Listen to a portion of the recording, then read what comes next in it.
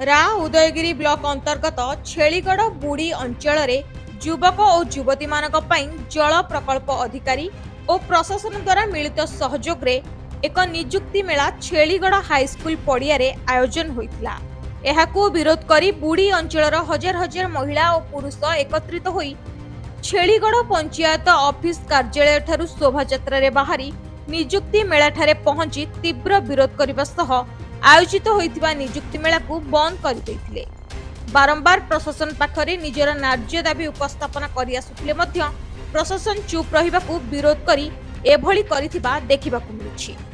पुणे बुड़ी अंचल युवक युवती मानकू प्रशासन और जल प्रकल्प अधिकारी निजुक्ति देवार लोभ देखाई ठकिबाकू बसिथिबा कहिसेंती बुड़ी अंचलवासी।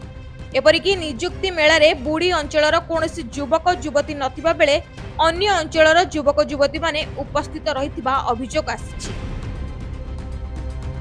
सेही मेलारे एक पोस्टर मारिथिबा बेले ताहाकू विरोध परे सेठाकार अधिकारी माने हटेई देइथिबारु सेठारे संदेहर वातावरण सृष्टि होइतिला।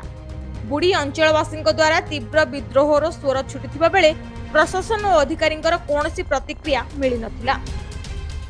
गजपतिरु पंचनंद दास को रिपोर्ट, रियो न्यूज।